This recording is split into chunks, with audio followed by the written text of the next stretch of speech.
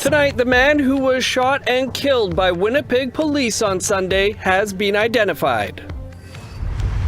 Indigenous Service Canada and people who are advocating for Indigenous people in the realm of health need to talk about skin and not dismiss it. A new medication that could help with atopic dermatitis, which affects 20% of Indigenous peoples. So exciting to see our people just getting all decked out and to see the designs that are going on. It's really empowering. And showcasing the best of Indigenous fashion at the 5th Annual Vancouver Indigenous Fashion Week.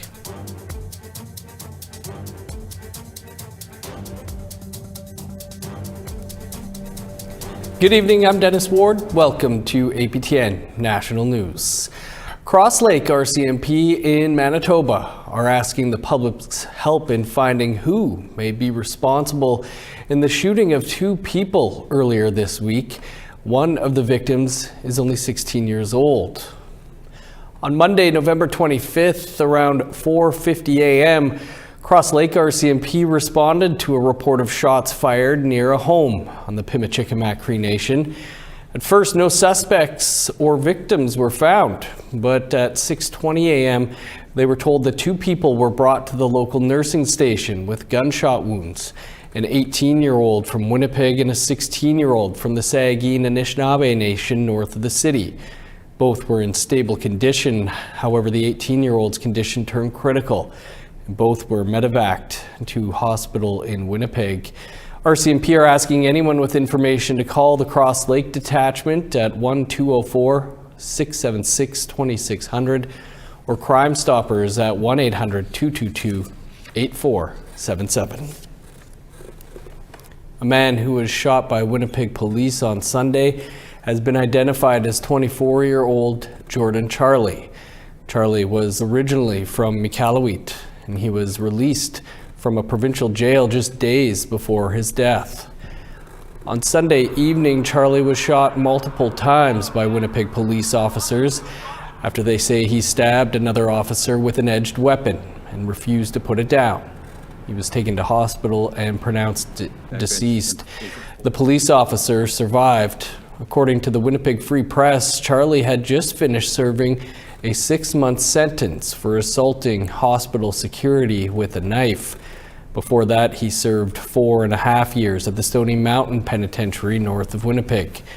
Free Press reports that Charlie was homeless and struggling with mental health and substance abuse issues. He is the 13th Indigenous person to die after an interaction with police. A family member in British Columbia is speaking out this week, calling for more transparency and answers in the death of Eugene Joseph, who died while in police custody earlier this month. The 47-year-old was the 12th Indigenous person to die while interacting with RCMP or municipal police since August. According to a press release, Prince George RCMP picked Joseph up on Wednesday, November 6th for being intoxicated. He was detained in cells at the detachment. Later that night, Joseph was found unresponsive during a routine check. He was taken to hospital and died 5 days later. APTN News spoke with Dawn Agno, Joseph's partner. She says he's from the Tilatsin First Nation in BC and the father of 5 children. She says Joseph was struggling after losing his father in September and had difficulty accessing mental health supports. BC's Independent Investigation Office is now investigating the matter. Here to tell us more about that is our web reporter Leanne Sanders, who spoke with Joseph's partner. Leanne, great to see you. Thanks for being with us. You spoke with Eugene Joseph's partner, Dawn Agno, for your web story. What did she have to say about what happened? Well, I actually spoke with her twice this past week. She was very distraught at the first conversation we had, but I was able to speak to her again afterward, and obviously still coming to terms with it. having happened on the 6th, the incident where he was taken into RCMP custody and then later that night going into medical distress. They still don't know what happened. She knows that he was taken into the hospital emergency room and was again in distress. They have surmised that perhaps it was a heart attack, but they have not learned decisively one way or the other why he was brought in. And she's just hoping that they will learn more through the IIO investigation.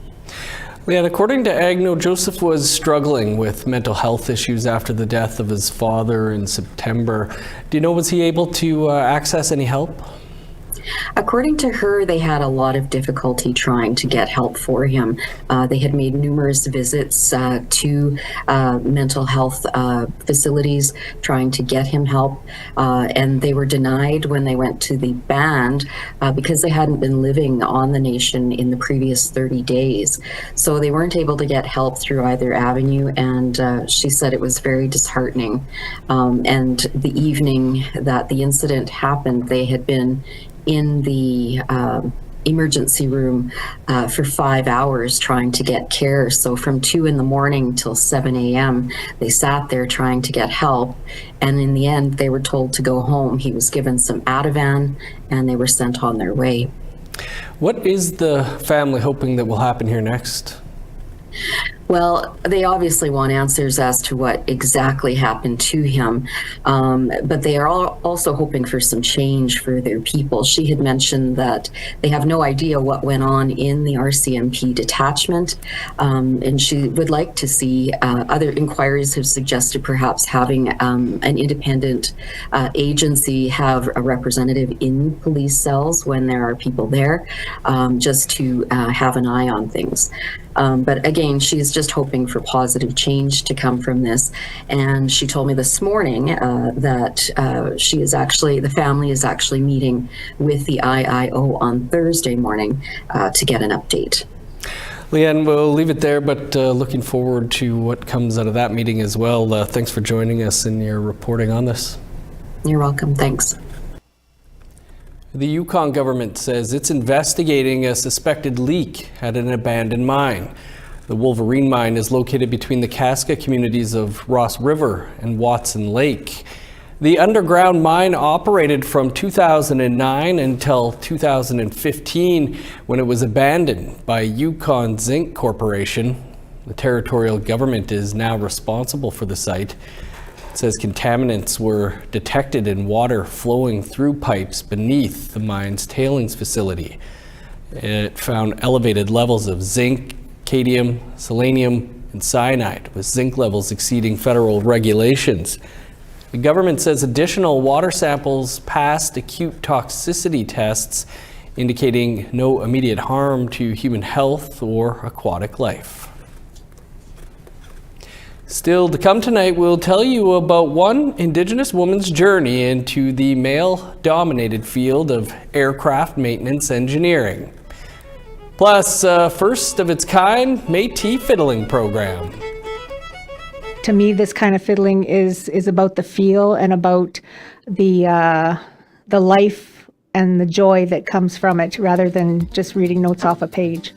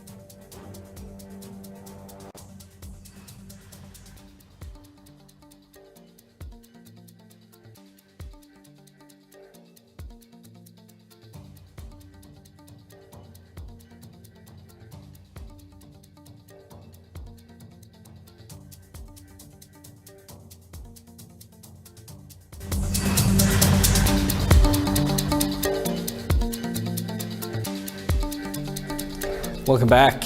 In 2022, a Saskatchewan doctor researched atopic dermatitis, also known as eczema, the most common inflammatory skin disease. She found 20% of First Nation people suffer from it, with 90% diagnosed before age 5. Despite the high diagnosis rate, a new medication is giving patients hope. Skin expert Rachel Asinawasis of Origins Dermatology in Regina says most children in the study were diagnosed with the atopic triad: asthma, allergies, and eczema. While asthma and allergies are treated seriously, eczema is often overlooked, even though it can have severe physical, psychological, and mental impacts. For years, eczema treatments included steroids or immune-suppressing medications. Now, Canada approved Opsilura, the first JAK inhibitor cream targeting eczema's immune cause. Sinawasis highlights the need to consider the impact of skin conditions on Indigenous patients and caregivers. I think that Indigenous Services Canada needs to take the atopic dermatitis/eczema problem seriously. I am continuously baffled as to why there are no working groups in the eczema realm, especially since we're seeing this in our children and youth, given that it's all over our surveys and in clinical practice. So I think that Indigenous Service Canada and people who are advocating for Indigenous people in the realm of health need to talk about skin and not dismiss it. A first-of-its-kind Métis fiddling program is being offered at the University of Manitoba. It's led by North American Fiddlers Hall of Fame member Patty Kustarook.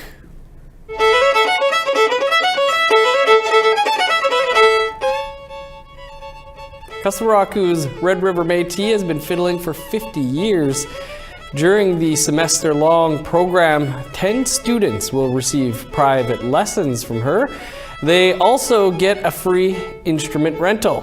No previous experience is required, and students from any faculty may register.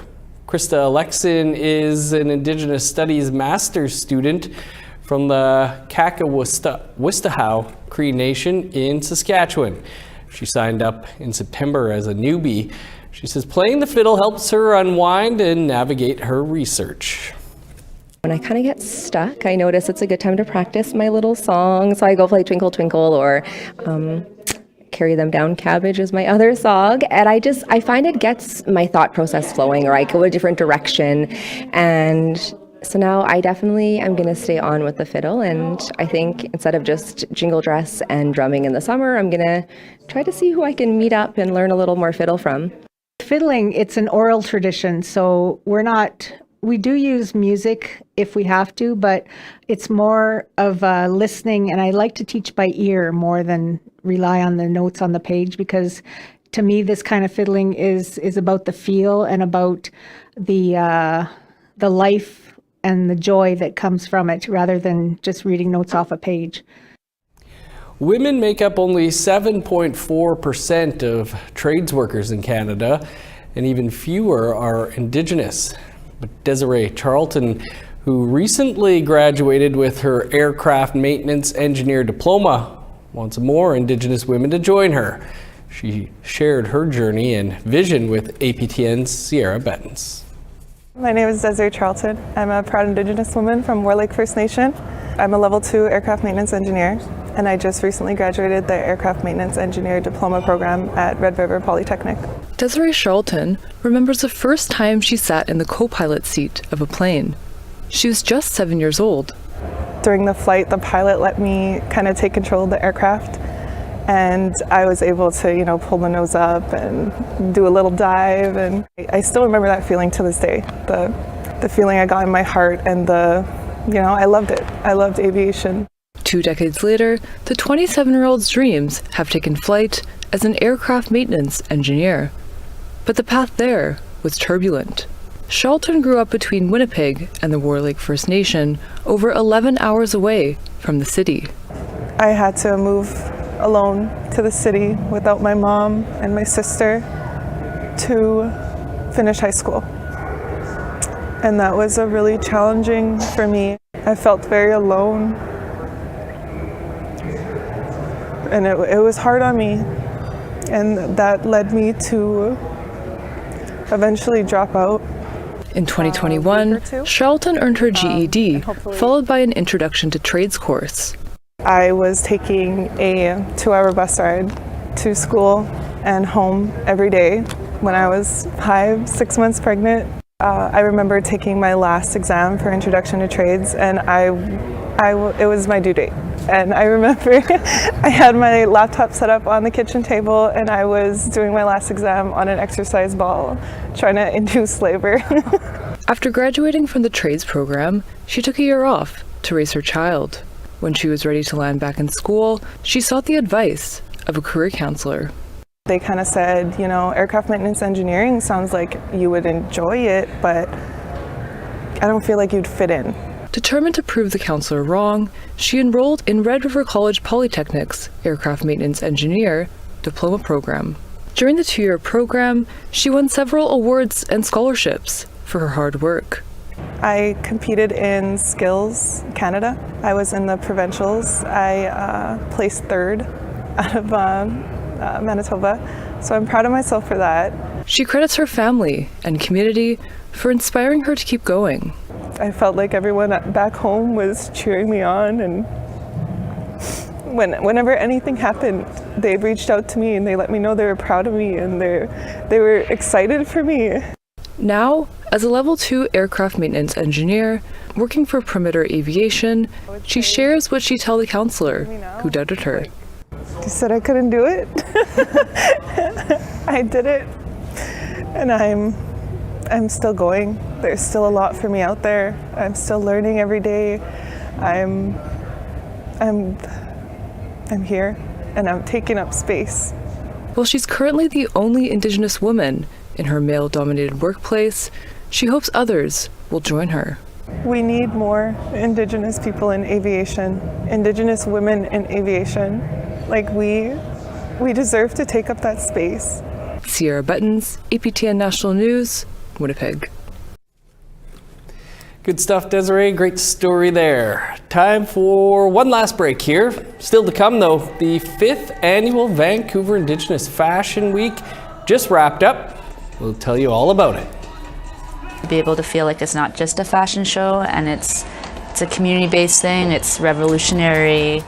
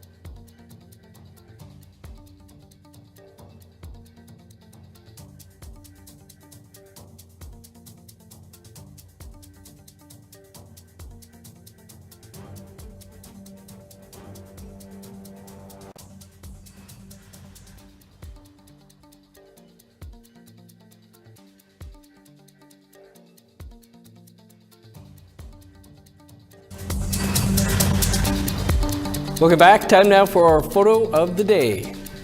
Keith West shared this photo capturing the early season of winter along Pathway Lake, which we believe is located in northern BC. Thanks for sharing. Keep those pictures coming. You can send them to share@aptn.ca for the chance to be our next photo of the day. Now let's take a look at tomorrow's weather forecast. Starting on the East Coast, 6 in Halifax, showers and 5 in Fredericton. Snow and -2 in Kuujjuaq, +1 with snow in Nain. 4 with snow in Montreal, -4 and flurries in Val-d'Or. 0 with snow in Sault Ste. Marie and North Bay. Snow in Thunder Bay with a high of -4, flurries and -6 in Sioux Lookout. -9 with snow in Churchill, make that -8. -7 with snow in God's Lake. 11 below and snow in Winnipeg. -15 and cloudy in Dauphin. 19 below in Regina, sun's out and -21 in Saskatoon. 16 below in Middle Lake, snow and -17 in La Ronge. In northern Alberta, -21 in High Level, snow and 20 below in Fort Chip. -16 and cloudy in Edmonton, 13 below in Lethbridge. 5 above in Vancouver, cloudy and 0 in Kamloops. -5 with snow in Prince George, 15 below and snow in Dease Lake. -33 in Old Crow, 17 below with snow in Whitehorse.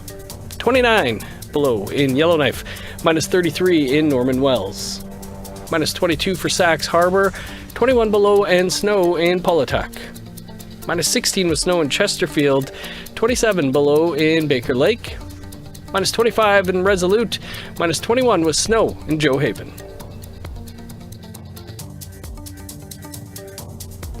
The 5th annual Vancouver Indigenous Fashion Week just wrapped up. After showcasing some of the best designers from across Canada, APTN's Tina House was there and has this story.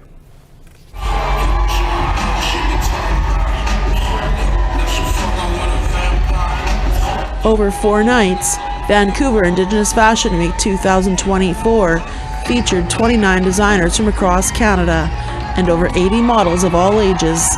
It also featured an Indigenous marketplace where over $500,000 in revenue was brought in every night. First up was Red Dress Night, a moving tribute to murdered and missing Indigenous women and girls by Palahelsia Lorelei Williams and her dance troupe Butterflies in Spirit. Music by cellist Chris Dirksen and choreography by Madeline McCallum. And tonight, it's Indigenous Futures Night as designers showcase their fashion to tell contemporary stories using pop culture, street, and sportswear. 12-year-old Sierra Amaya and her family, seen here with her on the red carpet, made her own outfit for the night. And she says it was like a dream come true to become a designer and now a model. When I got invited to do this, I was like so excited and I was like, oh my god, mom, I'm actually like doing it. And then everyone was so happy for me, including my grandma, my mom. Amazing. What do you want to say to other kids that have a dream to be a designer and to walk the runway? Chase your dreams, okay? I never thought I'd be doing this, but look, I'm here now, so yeah. And just after that interview, Sierra walked that runway with roaring applause by the sold-out crowd at the Queen Elizabeth Theatre. Jolene Mitten is the curator and visionary behind Vancouver Indigenous Fashion Week. We caught up to her while she got ready for the show. To be able to feel like it's not just a fashion show and it's a community-based thing, it's revolutionary. Just the love online, saying that we've changed a lot of lives. I just think it's crazy that we're changing lives and it's in 4 days. And tonight, a special guest is gracing the runway to close off Vancouver Indigenous Fashion Week, and she's walking for Indy City. It's so exciting. It's so exciting to see our people just getting all decked out and to see the designs that are going on. It's really empowering, you know. It's so good to see. With the growing success of Vancouver Indigenous Fashion Week, they are hoping to move to the convention center for next year. Tina House, APTN National News, Vancouver. Nice stuff there. Well, it's a question still being asked today. How did dinosaurs come to dominate the Earth millions of years ago? Well, researchers have analyzed fossilized feces and vomit to recreate giant food webs that provide clues about how and when the dinosaurs took over the planet. Some of the most interesting aspects of the work is that the first dinosaurs in the area, they were opportunistic. They were eating insects, fish, plants, all sorts of things. And it's the same with the first herbivorous dinosaurs that came along several million years later. So many of these dinosaurs were really quick to adapt to changing conditions. The study reconstructs who was eating whom 200 million years ago. The research indicates dinosaurs rose to prominence in a series of steps that took a very long time. No kidding.